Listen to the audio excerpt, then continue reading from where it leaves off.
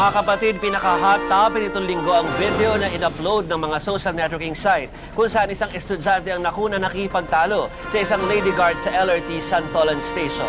Oo nga, Jovi, umani ng matinding batikos ang estudyante at para kunin natin ang kanyang panig live na live po ngayon sa ating programa si Paula Salvosa. Good evening sa'yo, Paula. Una kong tanong sa'yo, kumusta ka na? Medyo nakaka-recover naman na po. Pero, masakit pa rin po yung mga nangyari. Kasi, grabe po yung impact tsaka yung effect po sa buhay ko. Totoo ba yung balita na hindi ka na nakapasok sa iyong paaralan at may kinalaman ba talaga ito sa video nga na kumalat? Hindi po, I was advised and I preferred to not go to school muna kasi po mainit pa nga po. Natatakot po kasi akong sumakay ulit ng LRT baka po sakali. Baka po kasi may bumato or something. Baka po magalit yung mga tao, baka makilala po nila ako dahil dun sa video. Pero hindi po totoo na na-expel ako. Paula, in the spirit of fairness, dahil nakunan na namin ng pahayag yung naka-enkwentro mo na security guard. So, bibigyan ka namin ng pagkakataon kung paano mo sasabihin sa amin yung talagang nangyari sa iyong bersyon nung araw na yon at yung mga nangyari before pa nakuhanan ng camera yung insidente.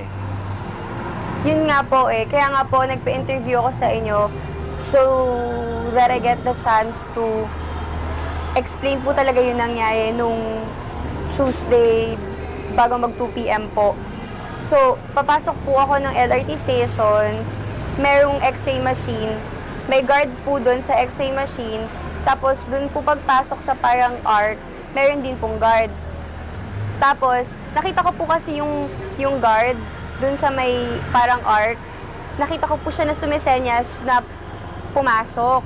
So, yung bag ko po kasi, maliit lang po siya. As in, parang pouch lang na sling bag, ganyan. So, pinubuksan ko na. Tapos, papasok ko. Narinig ko yung lady guard dun sa may x-ray machine. Sabi niya, "Miss, pakalagay yung bag mo sa machine." Ganun po yung tono. So, parang ako, inaamin ko naman po, sumigaw din ako. Sabi ko, "What's your problem?" Sabi ko, "You don't have to shout at me," ganyan. Tapos, nilagay ko rin naman po yung bag. Ito na yung bag ko, ganyan. Tapos, pagkalagay ko po ng bag ko, pumunta ako sa kabilang end ng machine para kunin na nga po yung bag. Doon na po niya ako sinundan, doon na po niya ako ginrab. Ang sabi niya sa akin, "Anong problema mo?" Or, "Miss, anong problema mo?" Parang ako, "You are my problem." Tapos, yun nga po, doon niya ako ginrab. After niya pala akong sabihan na, "Miss, anong problema mo?" Sinundan niya ako. Tapos, nandun ako sa end ng machine, kinukuha ko po yung bag ko. Bigla na po niya akong ginrab. Pumunta daw po kami sa office nila. Pagkatapos po niya sabihin yun, bumalik siya dun sa pwesto niya talaga. Sinundan ko po siya. Sabi ko, "Tara, let's go to your office. Let's go to your office." Tapos hinawakan ko po siya. Sabi ko, "Diba this is what you did to me?" Tapos, pumasok na kami, dumating na yung supervisor niya.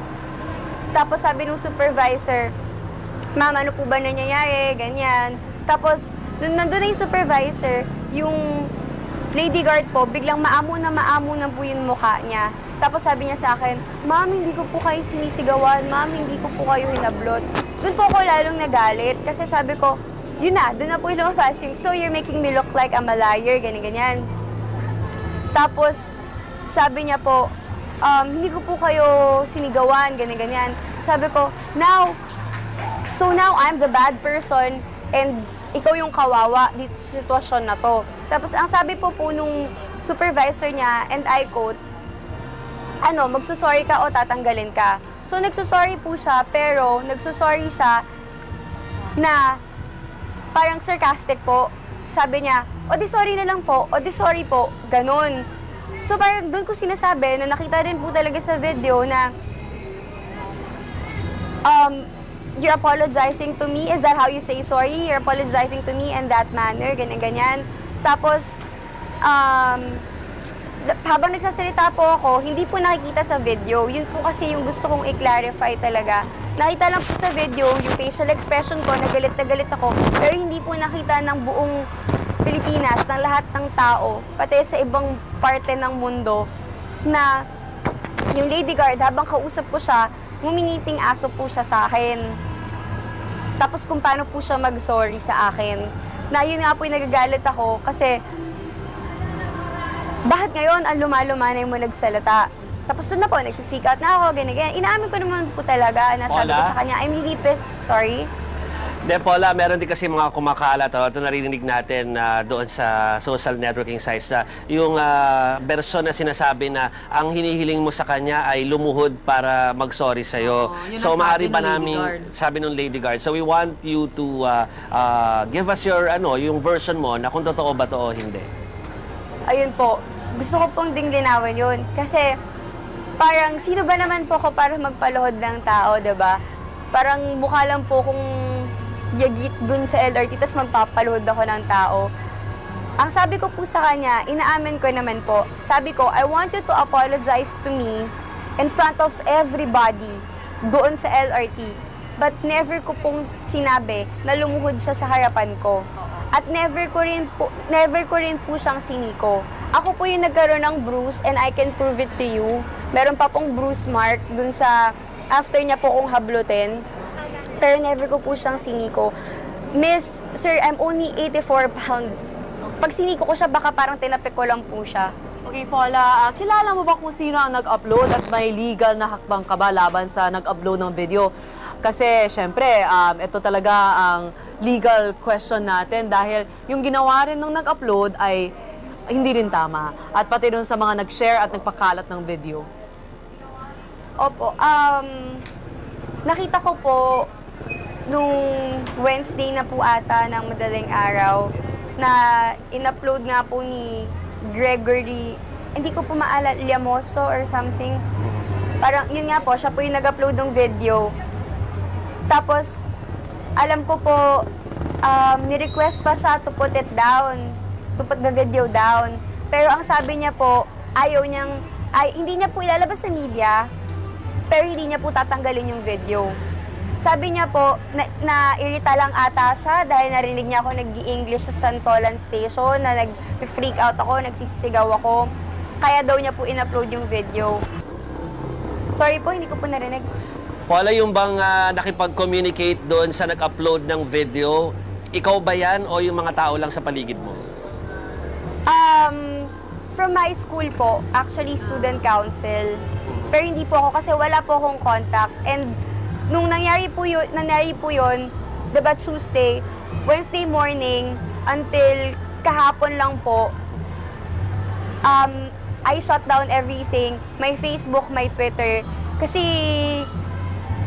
aminin ko po, sobrang traumatic po talaga. Hindi ko alam. Alam niyo po yung feeling na makikita niyo na lang po yung sarili niyo sa internet. Hindi ko po talaga... Paula, kaya namin tinatanong sa iyo yun, dahil nga mukhang meron kasing mga experts at mga legal personalities na nagsasabi na pwedeng habulin doon sa puntong yon yung nag-upload.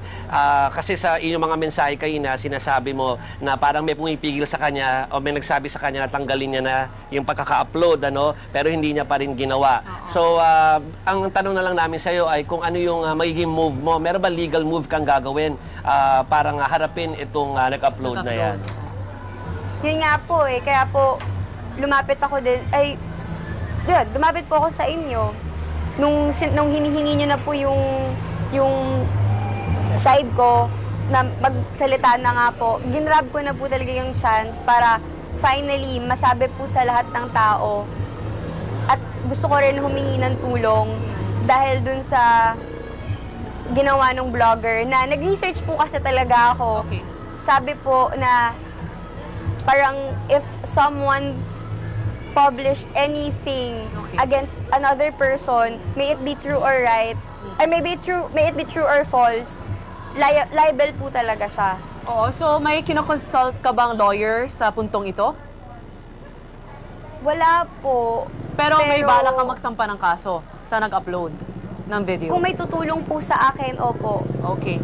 Gusto ko po talaga. Ayan. Maraming salamat Parang sa iyo kasi- po. Yes, Paula. Go ahead. Para po kasi Grace. maging lesson na rin po to dun sa mga irresponsible vloggers, irresponsible na nag-upload ng videos, Siya na lang. na hindi porket nakakita kayo ng isang video, nairita kayo, or nakakatawa, or nagalit kayo dun sa sa ginawang act nung isang tao, i-upload nyo na without uploading what happened prior to what was taken dun po sa video.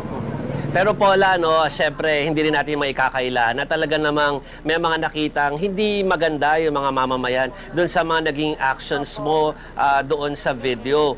So siguro ito yung pagkakataon para siguro ipaliwanag mo sa kanila kung were you having a very bad day at biglang nangyari yan o kaya ay meron ka bang pinagsisisihan na nagkaroon ka ng ganong mga actuations? Inaamin ko naman po and pinagsisisihan ko naman po na ganun yung inasal ko in public. Alam ko naman pong mali, hindi ko naman po talaga i-deny yun.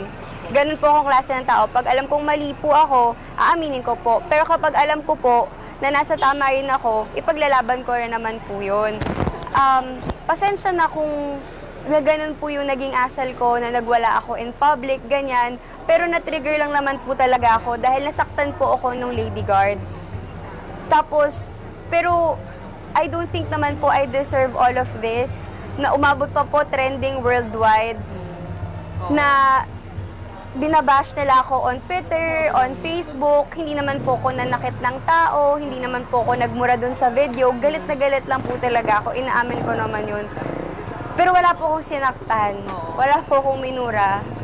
Sana naman po, maging open-minded tayo. Kasi ako, aminado ako, nakakakita ako ng mga video sa ganyan. Pero hindi ako basta-basta nag-iwan ng comment. Okay, Paula, alam mo, po. nagpapasalamat kami sa'yo sa Ganun naman pala, kayo talaga.